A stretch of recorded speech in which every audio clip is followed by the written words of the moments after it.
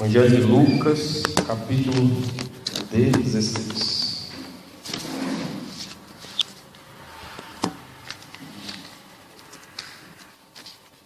Quantos aqui querem ouvir a palavra do Senhor? Amém? Amém. Você está preparado para o que eu tenho que falar hoje? Amém? Amém. Amém, então. A palavra amém é assim seja.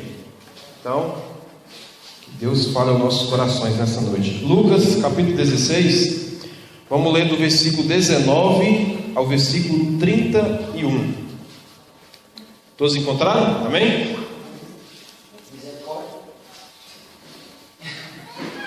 Misericórdia. Lucas 16, versículo 19 ao 31.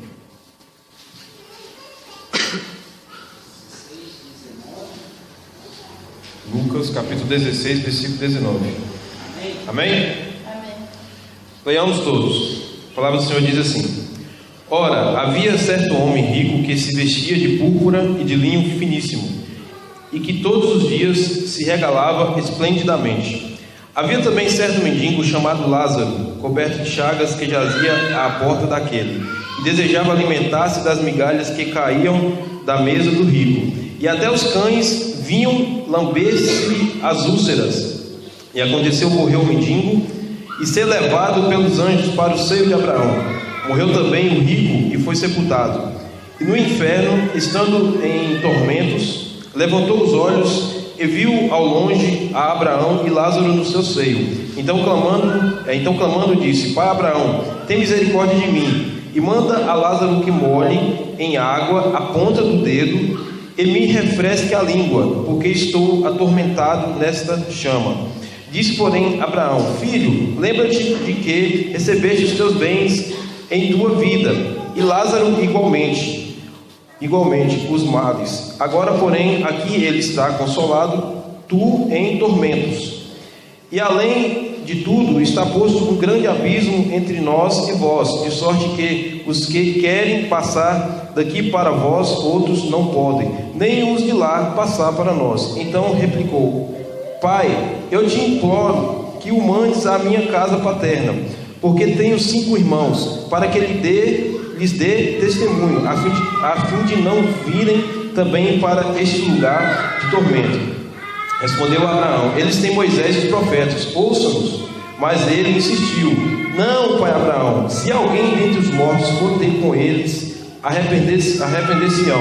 Abraão, porém, lhe respondeu: Se não ouve a Moisés e aos profetas, tampouco se deixarão persuadir, ainda que ressuscite alguém dentre os mortos.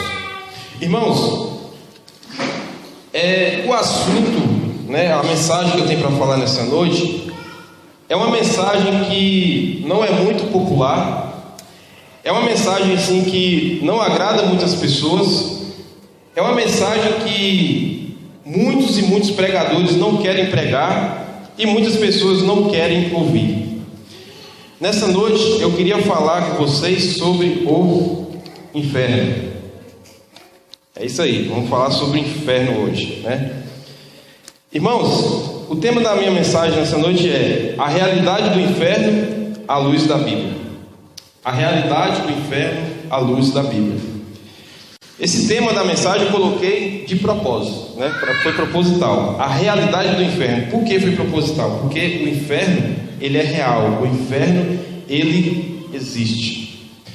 E nessa noite nós vamos aprender algumas lições a respeito do inferno, a respeito da vida após morte, E, irmãos, é um assunto que muitas pessoas, muitos pregadores não querem falar. Hoje é difícil você ver igrejas falando sobre o inferno. Deixa eu fazer uma pergunta: qual foi a última vez que você ouviu alguém falar sobre o inferno? Uma mensagem, uma pregação sobre o inferno?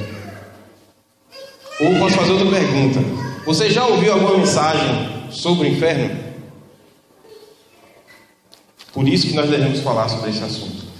Não vou dizer todas as igrejas, irmãos, mas a maioria das igrejas estão pregando um evangelho triunfalista, um evangelho egocêntrico, Estão pregando aquilo, não aquilo que o povo precisa ouvir, mas aquilo que o povo quer ouvir. A teologia da prosperidade está aí como prova disso, né? O que muitos pregadores ensinam hoje? Quais mensagens você vê, na maioria das vezes, nos púlpitos de hoje? Vem para Jesus, que você vai ser rico. Vem para Jesus, que você vai ter casa. Vem para Jesus, que você vai ter dinheiro. Vem para Jesus, que você vai ter sucesso. Vem para Jesus, que você não vai ficar doente, né? Doente é coisa do diabo, crente não pode ficar doente. Você já viu gente falando assim? Pois é, irmãos. E mensagens tão importantes como, por exemplo, a volta de Cristo, mensagens que falam sobre o pecado, mensagens que falam sobre o arrependimento, mensagens que falam sobre o céu, mensagens que falam sobre o inferno, né? Que é o que vamos falar nessa noite, não está sendo pregado nas igrejas. Então, irmãos, nós precisamos falar desse assunto. Por quê? Porque esse é um tema que envolve o destino da nossa alma. Então, é muito importante nós falarmos sobre isso. Então, nessa noite, eu gostaria de pedir aos irmãos, eu sei que vai ter coisas aqui que eu vou falar que é um pouquinho complicado de entender, mas eu gostaria de pedir a sua atenção, né, sobre o que eu vou falar nessa noite, para você entender o contexto sobre o assunto. Amém? Então, eu gostaria de começar falando sobre algumas religiões que não acreditam no inferno, tá? Nós vamos falar sobre algumas religiões que não acreditam no inferno e depois nós voltamos para o texto. Então, a primeira religião que não acredita no inferno, por incrível que pareça, o cristianismo. Mas calma lá, não são todos os cristãos, mas são alguns cristãos que não acreditam no inferno. Por incrível que pareça, irmãos, tem evangélico que não acredita que o inferno existe. Talvez por uma interpretação errada do texto, talvez por não entender o contexto da mensagem, do texto que leu sobre o inferno, ou talvez por algum ensinamento errado de algum pastor que passou para essas pessoas. Mas nós vamos ver nessa noite que sim, o inferno existe, que o inferno é uma realidade. Outro grupo religioso que não acredita no inferno são chamados de agnosticismo. Agnosticismo é uma palavra derivada da outra palavra gnóstico. O que é um gnóstico, né? Gnóstico, a palavra gnóstico vem de conhecer. E a palavra agnóstico vem de não conhecer ou não saber. Então o que é um agnóstico?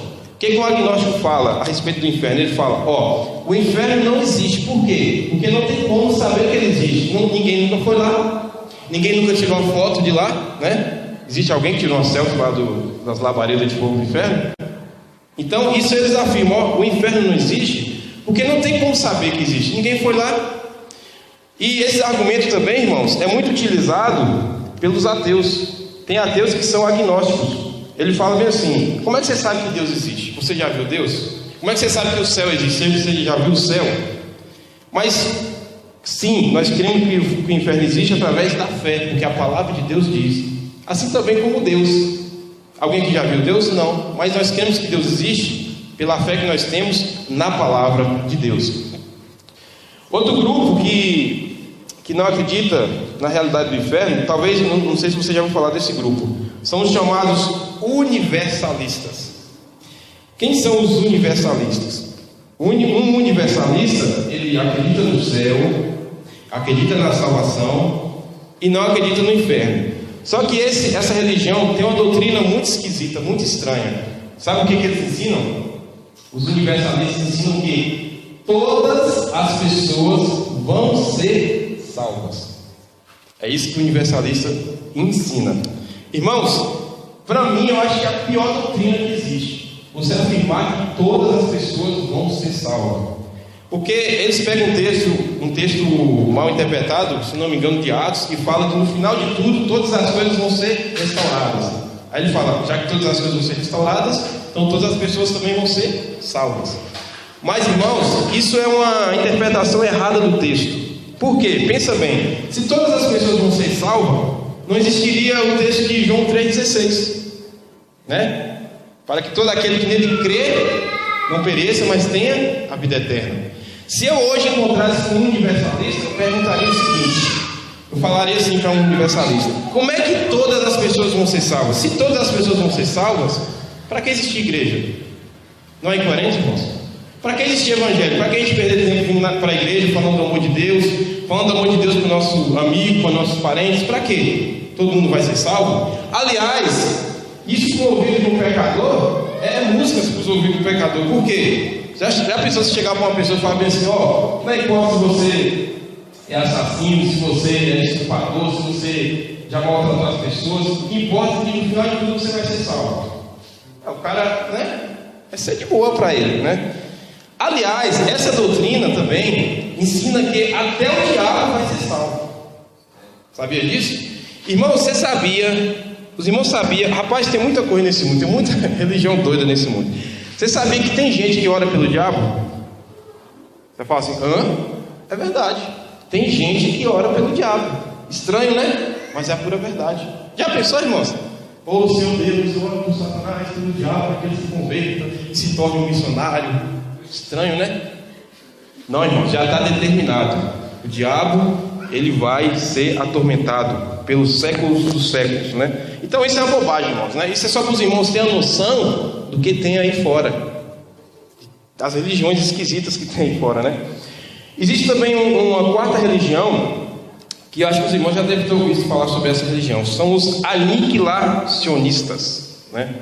O que é aniquilacionista? Aniquilacionista vem de quê essa palavra? Vem de aniquilar. Aniquilar o quê? Reduzir a nada, né? Destruir ao ponto de não ficar nada, né?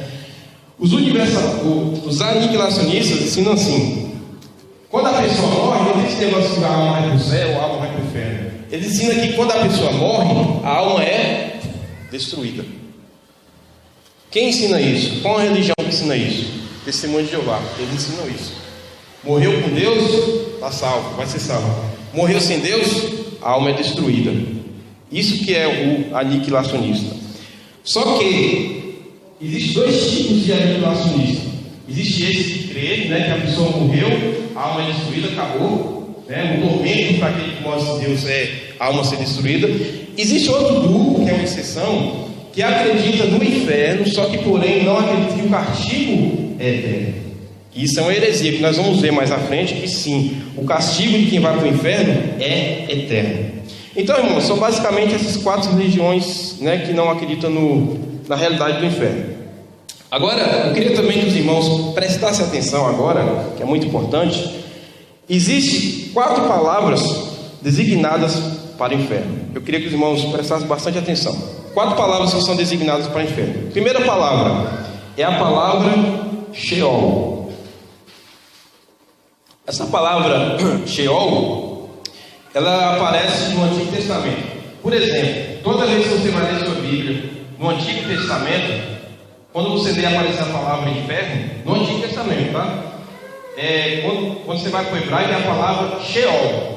E qual o significado de Sheol? Tem vários significados. Sheol pode significar sepultura, cova ou mundo dos mortos, né? Que é o inferno, que é o lugar de tormento, onde as pessoas que morrem sem Cristo vão para lá e vão ser atormentadas.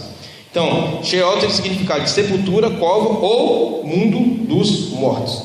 Inclusive, por exemplo, tem muitas pessoas que não acreditam no inferno, que usam essa desculpa, falam assim: você acredita no inferno, mas inferno, o significado é só isso, cova ou sepultura, então o inferno não existe. Mas não é essa a verdade. Por quê? Porque essa palavra Sheol, que é inferno, tem o significado de sepultura, cova ou mundo dos mortos. O que é o mundo dos mortos? É um lugar para onde as pessoas que morrem sem Cristo vão para ser atormentadas. Deixa eu explicar para os irmãos. A palavra Sheol é uma palavra polissêmica. O que é uma palavra polissêmica? É uma palavra que tem várias interpretações. Irmão Reinaldo, está confuso, não entendi ainda. Vou explicar. A palavra vela, por exemplo. A palavra vela é uma palavra polissêmica, porque tem várias interpretações. Por exemplo, vela. A vela, né, quando falta energia, que você acende a vela, né? Liga a luz, né? Acende a vela. Tem a vela do barco, né? Tem a vela do motor do carro. A mãe vela pelo seu filho. Então é uma palavra polissêmica, que tem várias interpretações. Assim também é o inferno, né? O inferno tem várias interpretações. Segunda palavra, irmãos, é a palavra Hades, né? A palavra Hades, que também é usada para inferno, é uma palavra usada no Novo Testamento, que é a tradução de Sheol. Tem o mesmo significado: cova, sepultura ou mundo dos mortos. Agora tem a terceira palavra. Eu queria que os irmãos prestassem atenção, né, no significado dessa palavra: Geena. A terceira palavra para inferno é Geena. O que é Geena? Geena é muito usado no Novo Testamento para designar o lago de fogo, que é a segunda morte, né? Que é o inferno. Quem usou muito essa palavra foi Jesus. Jesus ele usou essa palavra, Geena, que significa lago de fogo. Agora, irmãos, preste atenção. Jesus, você sabe que Jesus, sempre quando ele vai ensinar uma verdade, sempre quando ele vai ensinar uma doutrina, ele faz uma ilustração, né?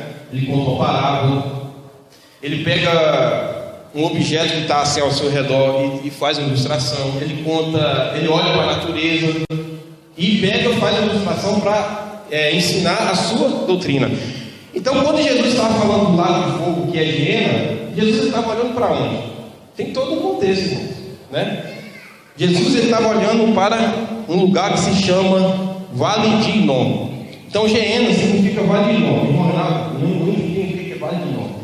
Vale de Inom é um lugar que no Antigo Testamento era usado para fazer sacrifício de crianças, né? Há um Deus chamado Deus Moloque. No Novo Testamento, na época de Jesus, esse lugar não era usado mais para fazer sacrifício de crianças. No Novo Testamento, esse lugar agora se tornou o lixão de Jerusalém. Vai entendendo, irmãos, vai pegando, vai captando. Aí esse lixão de Jerusalém jogava muito lixo ali, né? Jogava papel, jogava lixo orgânico, né? Jogava membros de pessoas amputadas, jogava corpos em decomposição. E esse lixo de Jerusalém, que chamava Vale de Inom, nunca parava de queimar. Queimava de dia, queimava de noite. Queimava de dia, queimava de noite. Olha só, aí Jesus pega um gancho para explicar o que é o lago de fogo. Por quê? Porque no lago de fogo, que é o inferno, o fogo nunca vai apagar. Entendeu, irmãos? Então Jesus ele sempre fazia essa ligação. E a quarta palavra é a palavra Tártaros, né? Que é designada para, que é a tradução de prisão de anjos caídos, que se encontra na carta de Pedro. Então, você vai ver na sua Bíblia, quando você lê a carta de Pedro, quando fala prisões de anjos caídos, vai aparecer a palavra inferno, que é a palavra Tártaros, né? Quem são esses anjos caídos? Os anjos que se rebelaram contra Deus. Não são todos os anjos que estão em prisão, né? Esses anjos caídos são quem? São demônios, né? Mas nem todos estão em prisão. Ufa! Bom, irmãos, eu precisava explicar tudo isso aqui para agora você entender a mensagem, né? Para agora você entender o contexto, né? Da mensagem, do significado do contexto do inferno, certo? Agora eu vou fazer uma pergunta que está ligada ao tema, que é uma pergunta que eu acredito que todo mundo aqui tem essa curiosidade de saber. A pergunta é: o que acontece depois da morte? Os irmãos já fizeram essa pergunta? O que acontece depois que nós morremos? Biblicamente falando, nós vamos entender agora o que acontece. Biblicamente falando. Vamos começar com o ímpio. Quem é o ímpio? O ímpio é aquele que morre sem Jesus. O ímpio é aquele que morre sem a salvação. O que acontece quando o ímpio morre? Vamos lá, vamos entender agora o que acontece? Acontece o seguinte: o ímpio morreu. O corpo do ímpio vai para onde? Para a cova, para a sepultura, né? Óbvio, né? E esse corpo fica aguardando a volta de Jesus. Para quê? Para ser ressuscitado. No texto de Daniel 12, capítulo 12, versículo 2, diz que uns vão ser ressuscitados para a vergonha eterna e outros para a vida eterna, né? Então, o ímpio morreu, o corpo vai para a cova, sepultura, e fica aguardando a volta de Cristo para o corpo ser ressuscitado. Tá, irmão Reinaldo, tudo bem, isso aí eu sei. E a alma? A alma vai para onde? Vai para o inferno, para o Hades. Irmãos, os irmãos podem acompanhar aí na sua Bíblia, Lucas 16, 23. Rapidinho, vamos dar uma olhada. Aqui na minha Bíblia está assim: no inferno, estando em tormentos. Tem alguma Bíblia aí que está a palavra Hades? Então, lembra que eu falei? É uma das palavras usadas para o inferno? Hades. Então, o Hades é o quê? É um local onde o ímpio vai, depois que ele morre, se morrer sem Cristo. Agora, eu queria que os irmãos prestassem atenção nesse detalhe. Quando o ímpio morre, ele vai para o inferno, para o Hades, que é o mundo dos mortos, né? Lugar de tormento. Só que o inferno, irmãos, ele tem dois estágios. Tem duas partes, dois estágios. O ímpio, quando morre sem Cristo, ele vai para esse inferno, né, o Hades, que é o primeiro estágio. E qual é o segundo estágio? O segundo estágio é o lago de fogo, que é para onde o ímpio vai depois do juízo final. Tá? Não esqueça desse detalhe. Então, só recapitulando. A pessoa não aceitou a Jesus, morreu. Vai para onde? O corpo vai para a sepultura, para a cova. Espera até a volta de Jesus para ser ressuscitado. E a alma vai para onde? Vai para o Hades, que é o estágio intermediário, né? Primeiro estágio. Na volta de Cristo, o corpo do ímpio é ressuscitado, encontra-se com a alma que está no inferno, no Hades, passa pelo juízo final, e aí vai ser lançado aonde? No lago de fogo, na geena, no fogo que não se apaga. Certo? Então, irmãos, é esse o processo que acontece com aquele que morre sem Jesus, sem a salvação. Ok, agora vamos para a parte que interessa, né? E aquele, irmão Renato, que morre com Cristo, e aquele que morre tendo aceitado a Jesus como seu Salvador. Bom, irmãos, o processo é o mesmo, o que muda é só o destino, tá? Então vamos lá, a parte que nos interessa. O que acontece depois que nós morremos, né, nós que aceitamos a Cristo como nosso Salvador? O processo é o mesmo. Morremos, o corpo vai para a sepultura, tá?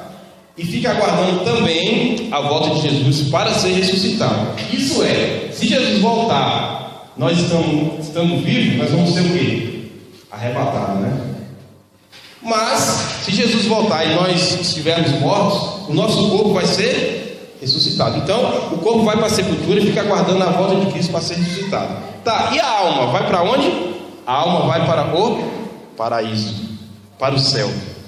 E a prova bíblica? A prova bíblica, Lucas, capítulo 23, versículo 42 e 43. Ladrão na cruz. Se os irmãos quiserem conferir. Lucas, capítulo 23, versículo 42 e 43. O ladrão na cruz. O ladrão na cruz, bom, a gente fala ladrão, irmãos, mas na verdade é o ex-ladrão, né? Porque ele já não era mais ladrão. Ele chega para Jesus e fala assim: Senhor, lembra-te de mim quando vieres no teu reino. Olha só, a perspectiva do ladrão, do ex-ladrão, né? É um modo de falar, é costume, né? A perspectiva do ex-ladrão da cruz era futura. Olha o que ele fala para Jesus: Senhor, lembra-te de mim quando vieres no teu reino. O que Jesus fala? Quem está aí na sua Bíblia? Hoje mesmo estará comigo aonde? No paraíso. Então, a pergunta: o que acontece com aquele que morre, né? Com o crente, né? O que acontece com o crente depois que ele morre? O corpo vai para a cova, sepultura, aguarda a volta de Jesus. A alma vai para o paraíso. Tem outro texto também, Eclesiastes capítulo 12, versículo 7, diz assim, ó: e o pó volte à terra. Essa palavra aqui, e o pó, está falando do corpo, tá? Todo o contexto aqui está falando do corpo. Por que o pó? Porque nós somos feitos do pó da terra, né? Então, Eclesiastes 12, 7 diz assim: e o pó volte à terra como era, e o espírito volte a Deus que o deu. Então, o que acontece quando o crente morre? O corpo vai para a sepultura, aguarda a volta de Cristo para ser ressuscitado, e a alma vai para o paraíso. Quando Jesus volta, o corpo do justo, do crente, é ressuscitado, se encontra com a alma que está no paraíso, e aí agora vai viver a vida eterna na presença de Deus, na presença de Jesus. Posso ouvir um amém, irmãos? É isso que vai acontecer com a gente. Então, irmãos, esse é o processo, né? Esse é o processo daqueles que morrem com Cristo. Bom, mas aí é o seguinte: algumas pessoas, talvez você já deve ter ouvido isso por aí, algumas pessoas ensinam que não existe esse negócio de vida após morte, né? Você já ouviu falar no sono da alma? Algumas pessoas ensinam isso. Não, esse negócio de alma vai para o céu, não. Na verdade, a pessoa fica dormindo quando ela morre. Irmãos, isso é antibíblico. Cuidado com esse tipo de doutrina. Cuidado quando alguém falar para você que quando a pessoa morre fica dormindo. Não. Sabe por quê, irmãos? Porque a Bíblia ensina que existe vida após morte. A Bíblia ensina que a alma, ela se desfaz do corpo quando nós morremos. Essas pessoas que ensinam o sono da alma, o que é o sono da alma? O sono da alma é o seguinte: para essas pessoas elas acreditam assim: morreu, não morre só o corpo, morre também a alma. Isso não existe. Acabamos de ler um texto aqui que fala que existe vida após morte. Mas, irmãos, tem mais textos que explicam isso também, que prova isso. Os irmãos não precisam abrir, mas 1 Reis, capítulo 17, versículo 21 e versículo 22. Aqui vai estar falando da oração de Elias, quando Elias ressuscita o filho daquela viúva, né, que morreu. Olha só, 1 Reis, capítulo 17, versículo 21 e 22. Diz assim, Elias orando a Deus, né? Deus meu, rogo-te que faças a alma deste menino tornar a entrar nele. Olha só. Senhor meu Deus, rogo-te que faça a alma deste menino tornar a entrar nele. E o Senhor atendeu a voz de Elias, e a alma do menino tornou a entrar nele e reviveu. Opa! Então esse negócio de sono da alma não existe, porque existe vida após morte. Tem outro texto muito bom também, em Mateus 10, 28, que diz assim, ó, o próprio Senhor Jesus está dizendo agora, Mateus 10, 28, Jesus dizendo: não temais os que podem matar o corpo e não podem matar a alma. Opa, pera um pouco. O que Jesus disse aqui? Alguém pode matar o seu corpo, mas não pode matar a sua alma. O que isso significa? Que existe vida após a morte. Então cuidado, irmãos. Cuidado quando alguém não dizer para você: não, esse negócio de existe vida após morte, isso é mentira. Não. Cuidado, irmãos. Porque sim, existe vida após morte. Mas o que é que dorme? Muitas pessoas falam assim: não, a pessoa dorme. Mas o que é que dorme? Irmãos, o que dorme não é a alma. O que dorme é o corpo. É o corpo que dorme. Prova bíblica? Vamos lá. Mateus capítulo 27, versículos 51 e 52. Diz assim, ó. Mateus 27, 51 e 52. Diz assim. Esse relato aqui, irmãos, é o relato após a morte de Jesus. Olha o que aconteceu. Mateus 27, 51 e 52 diz assim: eis que o véu do santuário se rasgou em duas partes, de alto a baixo. Tremeu a terra, fenderam-se as rochas, abriram-se os sepulcros. Agora preste atenção, olha só o que diz: e muitos corpos de santos que dormiam ressuscitaram. Corpos de santos que dormiam. Quem dorme é a alma? Não. Quem dorme é o corpo. Tá certo, irmãos? Então, quem dorme é o corpo. Então, irmãos, a gente tem que tomar muito cuidado, porque tem muitas religiões por aí trazendo um falso ensino da vida após morte. Aí por isso que eu vou dizer, talvez alguns aqui vão achar que eu sou chato, mas eu sempre vou dizer. Por isso a importância do que, irmão? EBD. Por isso a importância da EBD, irmãos. Alguns vão dizer assim: ah, mas será que EBD é legal? Não sei o que, acho que é chato. Não, é bênção, meu irmão. Só perde, né, a pessoa que não vem. É bênção. Para mim, eu sempre vou dizer, EBD para mim é o culto mais importante que tem. É a EBD. EBD é muito legal, a gente faz a roda aqui, né? A gente troca ideia. Não é só quem está dirigindo o estudo que fala. Não, todo mundo fala, todo mundo participa. Diferente de um culto como esse, né? A gente está pregando, não tem como todo mundo fazer pergunta, né? Mas na EBD, é EBD edificante. Por isso, irmãos, a importância da EBD, para a gente aprender coisas relacionadas à palavra de Deus, para a gente não ser enganado por falsas religiões, né? Aí a gente não estuda, é enganado por uma falsa religião. Tem pessoas que até desviam da igreja, de igreja, né, que tem uma doutrina séria, para ir com uma falsa religião. Bom, agora é uma pergunta polêmica também. A pergunta é a seguinte: por que o inferno é um assunto tão polêmico? Por que, irmãos, que ninguém gosta assim de discutir, de falar sobre o inferno? Por quê? Sabe por quê? É porque o inferno, ele não oferece esperança para ninguém. Não oferece esperança para ninguém. Não oferece. E também porque o próprio Senhor Jesus diz que quem vai para lá vai sofrer um castigo eterno. Não é um castigo, irmão, durante alguns anos ou alguns meses, não. É um castigo eterno. eterno. O próprio Senhor Jesus disse isso. Aliás, deixa eu falar uma coisa aqui bem interessante. Você sabia, quando você vai ler os evangelhos, você sabia que Jesus, ele falou mais do inferno do que no céu? Falou mais do inferno do que no céu. Por quê? Isso para mostrar, isso é para dar ênfase, isso é para mostrar que o inferno é uma realidade. O inferno, irmãos, não é um conto de fada. O inferno não é uma falsa história inventada pelo cristianismo, não. O inferno é uma realidade. E Jesus, o próprio Senhor Jesus disse isso, que o castigo daquelas pessoas que vão para lá é eterno. Em Mateus 25, versículo 46, diz isso. Jesus disse assim, Mateus 25, 46: irão estes para o castigo eterno, que no grego aí é Colassio Aiônio, né? Não sei falar grego, né? Mas é isso mesmo, Colassio Aiônio.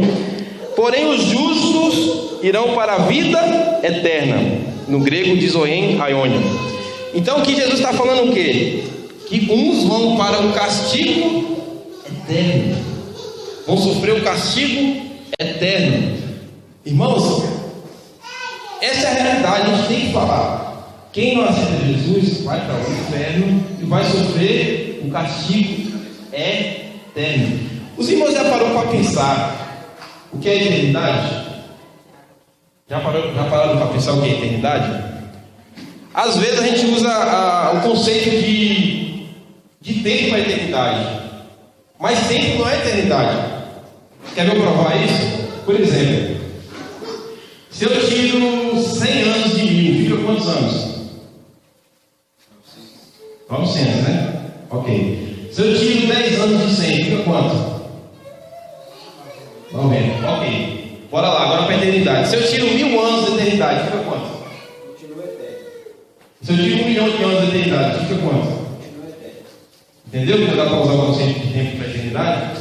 Então é para todo sempre. Tem um pastor que criou uma ilustração muito legal não para saber o que é eternidade, mas para ter uma ideia do que é eternidade. Eu gostaria até de falar essa ilustração. Ele diz assim: imagine vocês a maior montanha do mundo. Hoje, se não me engano, atualmente acho que é o Monte Everest, né? Um monte que chega a quase 9.000 metros de altura. Muito alto, né, irmãos? Para escalar o Monte Everest é um desafio muito grande. Tem que ter um preparo físico muito intenso, né? Então, imagine a maior montanha do mundo, o Monte Everest, quase 9.000 metros de altura. Imaginou? Muito alto, né? Muito grande. Agora imagine um passarinho. Vamos supor um pica-pau, tá? Imagine esse pica-pau vai nessa montanha, né, que é o Monte Everest, uma vez por ano e dá uma picadinha. Aí no outro ano ele vai de novo e dá uma picadinha. No outro ano de novo, uma picadinha. Pergunta: quanto tempo vai durar para o pica-pau descer o Monte Everest dando uma picadinha uma vez por ano? Quanto tempo? Aí eles mandavam assim: bilhões e bilhões de anos. Pois é, presta atenção. Quando o pica-pau descer o Monte Everest, a eternidade nem vai ter começado.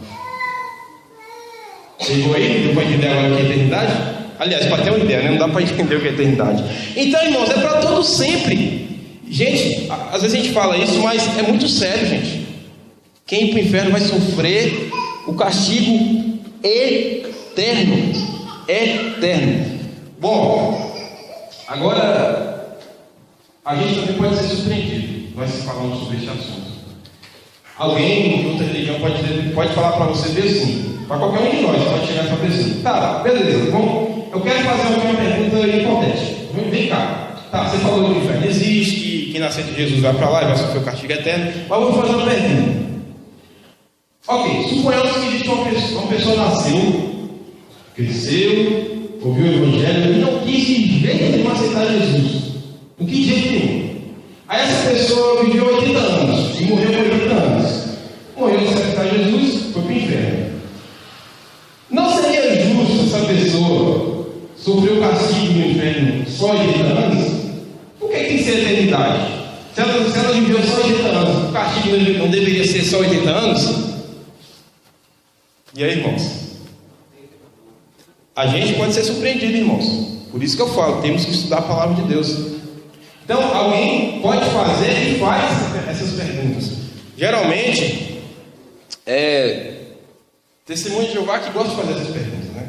Mas peraí, se a pessoa viveu 80 anos, não deveria só sofrer o castigo de inferno só 80 anos? Resposta? Não. Tem que ser a eternidade. Por quê? Porque Jesus falou que é a eternidade, irmãos. Se Jesus falou, por que nós vamos questionar? Uma coisa, irmão, nós temos que entender.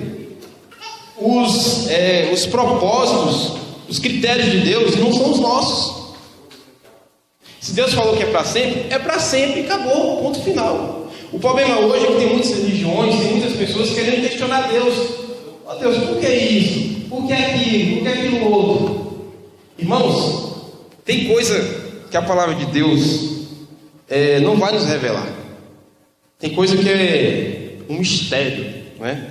Tem coisa que a Bíblia não vai revelar para a gente. E a gente tem que se humilhar diante de Deus, né? Humildemente falar ao Senhor, aqui eu não entendo, então eu paro por aqui. Porque Deus é soberano. Realmente, irmãos, por que tem que ser eternidade? É difícil de aceitar? Mas tem coisa que a gente não consegue compreender. Só aceitar pela fé. Por exemplo, quer ver uma coisa que dá um nó na cabeça da gente, que deixa a gente doido? Quer ver só? Deus é eterno, sim ou não? Sim ou não? Sim. Ele é eterno. Deus ele nunca teve princípio. É eterno para trás, é eterno para frente. Nunca foi criado. A nossa mente humana é forçada a entender que tudo tem um princípio. É ou não é? Eu e você tivemos um princípio, nós fomos criados. Esse microfone foi feito, teve um princípio. Essa igreja foi feita. E Deus? Aí você para assim para pensar, mas como? Um Deus que sempre existiu, nunca teve um princípio. A mente fica forçando, né? A querer entender como que isso. Como é que eu entendo isso? A gente não entende. Aceita pela fé. Quer ver só outra coisa que a nossa mente não consegue compreender? Jesus Cristo. Jesus Cristo, ao mesmo tempo que ele é homem, ele também é Deus. Você sabia que tem muitos crentes que não acreditam nisso, que Jesus é Deus? Que é outra heresia, tamanho absurda. Jesus é Deus, irmão. Como é que você fala isso, irmão? Reinaldo, desde João 1. No princípio era o verbo estava com Deus, o verbo era. Não quero ouvir, era. Então Jesus é Deus. Mas pera um pouco. Mas como é que pode um homem ser, ao mesmo tempo ser homem e ser também Deus? Eu não lembro a passagem que fala, irmãos, mas tem uma passagem que fala que os céus dos céus não conseguem conter Deus. Tem essa passagem, só não lembro onde está. Agora pensa aí, os céus dos céus, o universo não consegue conter Deus, mas Deus habitando no corpo humano. Ao mesmo tempo que Jesus sendo homem, ele também sendo Deus. Irmão, nós como é que eu entendo isso? A gente não entende. A gente aceita pela. E eu poderia usar vários exemplos. Outro exemplo: Trindade. A Bíblia fala que existe só um Deus. Deuteronômio capítulo 6, se não me engano. Ouve, ó Israel, o Senhor teu Deus é o único Deus. Só existe um Deus, único. Mas a mesma Bíblia que fala que existe um Deus, ela fala que Jesus é Deus, né? Que o Pai é Deus, que o Filho é Deus e que o Espírito Santo é Deus. Aí você, opa, você está falando que existe 3 deuses? Não. Porque ao mesmo tempo que a Bíblia fala que o Pai, o Filho e o Espírito Santo é Deus, ela fala que existe só um Deus. E, irmão Renato, como é que eu entendo isso? A gente não entende, pela fé. Um exemplo para simplificar que eu poderia usar é o ovo. O ovo ele é uma unidade composta. Ele é único, formado por 3 partes: casca, gema e plástico, né? Os 3 formam 3 e 1. Triângulo, né? 3 lados, 3 e 1. Sei lá, deixa eu ver aqui. Tempo é formado o quê? Passado, presente e futuro. 3 e 1. Espaço formado por largura, altura, profundidade. 3 e 1. Assim também é Deus. Deus é 3 e 1. Uma coisa, irmãos, vou falar com os irmãos aqui, que a gente não pode confundir, é que Deus, que Jesus, ele não é, como é que eu posso dizer? Ele é o mesmo Deus que o Pai. Deus, assim, Deus, ele é um. Só existe um Deus. Porém, existe 3 pessoas. Ok? Pessoa do Pai, pessoa do Filho e pessoa do Espírito Santo. Bom, mas já estou saindo aqui do contexto. Então, irmãos, é para todos sempre, né? Tem coisas que a gente não consegue entender, mas temos que aceitar pela fé.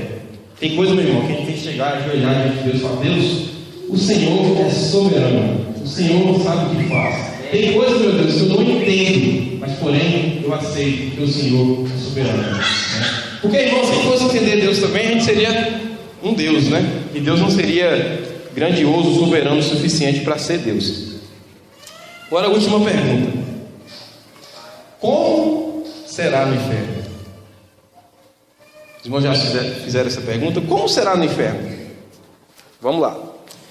Bom, primeiro, né, nós vimos aqui, o inferno é um lugar de castigo eterno. Quem vai para o inferno, meu irmão, vai sofrer por toda a eternidade, para sempre, sempre, sempre, sempre. Segundo, o inferno, primeiro, o inferno é um lugar de tormentos. Se você quiser conferir, está em Lucas 16, versículo 23. Vamos ler todo mundo junto? Lucas 16, 23. Diz assim, ó: no inferno, estando em tormentos, levantou os olhos e viu de longe a Abraão e Lázaro no seu seio. Vou frisar aqui a parte A. No inferno, estando em tormentos. Pastor, eu estava ouvindo uma pregação, e um detalhe aqui que é Lucas 16, 23. Diz que no inferno o rico estava em tormentos. Um pastor estava pregando uma vez e algo me chamou a atenção nessa passagem, nesse versículo. O rico não estava em tormento, estava em tormentos. Pode conferir na sua Bíblia que está em plural. Tormentos. Então o que significa? Significa que no inferno não terá só um tormento, é tormentos. Se não bastasse um, né? Imagine vários. Então o inferno é um lugar de tormento. Irmãos, em Lucas 23, deixa eu ver aqui qual é o texto. Bom, eu não lembro que o versículo, mas assim, versículo 24, diz assim, ó: então clamando diz: Pai Abraão, tem misericórdia de mim, e manda a Lázaro que molhe em água a ponta do dedo e me refresque a língua, porque estou atormentado nesta chama.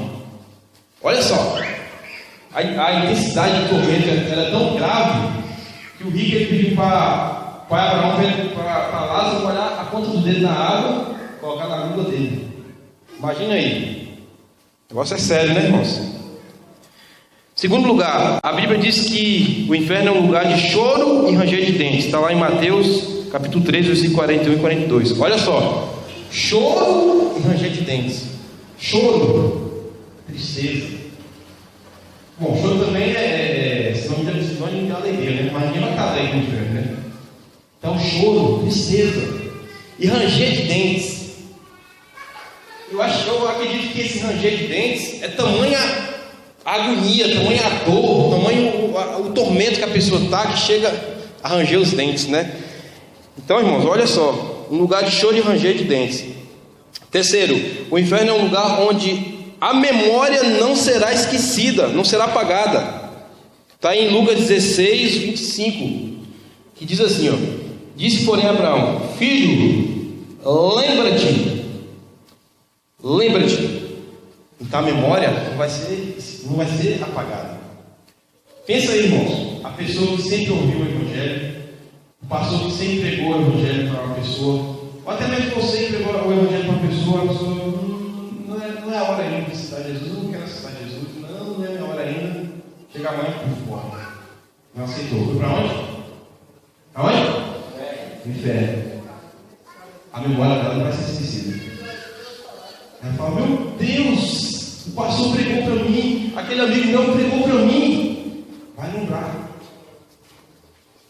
E eu acredito que esse vai ser um dos tormentos, lembrar de que teve a oportunidade de aceitar Jesus, ter a salvação e não aceitou. A memória não vai ser apagada. Quarto lugar, o inferno é o lugar da total ausência de Deus. Esse texto está lá em 2 Tessalonicenses capítulo 1, capítulo 1, versículo 9. Um lugar de total ausência da presença de Deus. Já pensou, irmãos? Total ausência da presença de Deus. Lá não vai ter misericórdia. Foi como eu falei aqui, por que o inferno, por que esse assunto é tão polêmico? Por que ninguém gosta de falar sobre o inferno, não gosta de ouvir? Porque o inferno não oferece esperança para ninguém. Não haverá esperança. Tem até uma frase aí, não sei se é de um filósofo, que fala assim: ao entrar no inferno, deixa a esperança do lado de fora. Não tem esperança. A pessoa, irmão, se estiver lá, a pessoa clamar: Deus, eu agora acredito que o Senhor existe, Deus, estou arrependido. E não vai funcionar, não vai adiantar. Perdão, Senhor, eu agora estou arrependido. Não adianta. Não haverá esperança no inferno. Então é sério, irmãos, é muito sério isso. Quinto, o inferno é um lugar onde não haverá Deus. Não haverá Deus no inferno. Então, muitos ateus que diz que esse negócio de Deus, de Bíblia, isso aí é uma palhaçada, né? Eu não acredito em Deus. No momento que precisar operar, agora que está em Deus na hora. E rapaz, não é que existe mesmo? Agora é tarde. Não tem ateu no inferno, né? Então eu fico pensando assim, irmãos, muitas pessoas não acreditam no inferno, né? Eu te pergunto, vale a pena arriscar a sua vida eterna por um palpite errado? Vale a pena? Isso é muito sério, irmãos. Isso é muito, muito, muito sério. Irmãos, com tudo isso eu digo o seguinte: qual é o nosso papel como cristão diante dessa realidade? O que nós devemos fazer? Nós devemos alertar as pessoas que não conhecem Jesus Cristo. Nós devemos, irmãos, falar de Jesus para as pessoas. Irmãos, tem uma pesquisa que diz que no mundo inteiro, morrem aproximadamente 180 pessoas por minuto. Entendeu? Vou repetir. No mundo, segundo as pesquisas, diz que morrem 180 pessoas por minuto. E por segundo, irmão Reinaldo, 3 pessoas. Enquanto eu estou aqui falando, andei, dei 2 passos aqui e já morreu 3. Mas a pergunta é: e as pessoas que estão morrendo estão indo para onde? Para o céu ou para o inferno? Irmãos, toda vez que tem velório, principalmente quando é um velório aqui próximo, eu sempre converso com minha esposa. A gente fala assim: poxa vida, a família ali perdeu um ente querido. É doído, é uma tristeza muito profunda, né? Minha esposa comenta, eu sempre falo assim: é triste. É triste. Mas sabe o que é mais triste ainda? É saber que aquela pessoa morreu sem Jesus. Entendeu, irmãos? Mais triste ainda é saber que aquela pessoa morreu sem Cristo. Isso aqui é triste. Então, irmãos, nosso papel como cristão, o que nós devemos fazer? Devemos falar do Evangelho para as pessoas. Devemos falar de Jesus para as pessoas. Esse assunto aqui nós devemos falar também. Mas também não é assim, já é direto ao ponto. Se você aceitar Jesus, você vai para o inferno. Não é assim. Ora a Deus, a gente tem que orar a Deus. Falar: Deus, me dá sabedoria, Espírito Santo. Como que eu vou falar para aquela pessoa que, se ela não aceitar Jesus, ela vai ser condenada? Precisamos, irmãos, falar do amor de Deus. Precisamos falar dessa realidade. Precisamos falar do inferno. E também precisamos falar da salvação. Irmãos, quando a gente fala isso aqui, sobre esse assunto, às vezes vem na nossa memória o quê? Lógico, é um descrente, né? A pessoa que não conhece Jesus. Um de fora, mas pode ser alguém da nossa família. Já para pensar nisso? Então, eu volto a repetir. A maior tristeza que eu sinto quando a pessoa morre, claro, é também um velório, mas é mais ainda quando a pessoa morre sem Cristo. Então, irmãos, precisamos pregar o Evangelho. Precisamos falar do amor de Deus para as pessoas. Precisamos levar a mensagem da cruz. Precisamos pregar João 3,16. Como, irmão Reinaldo? Não sei, irmãos. Tem várias formas de você pregar o Evangelho. Prega o Evangelho através do seu testemunho. Quando você estiver conversando com o seu amigo, com o seu parente, e você achar uma oportunidade, vai orando a Deus em Espírito. Deus vai dar oportunidade. Quando Deus dá oportunidade, fala de Jesus, fala da salvação. Por quê? Porque muitas pessoas estão morrendo sem Jesus. Amém? Então essa é a mensagem que eu trago nessa noite. Que Deus possa estar assim abençoando a vida dos irmãos, e que possamos falar do amor de Deus para as pessoas, para que elas se arrependam, se convertam a Cristo Jesus e não vão para esse lugar.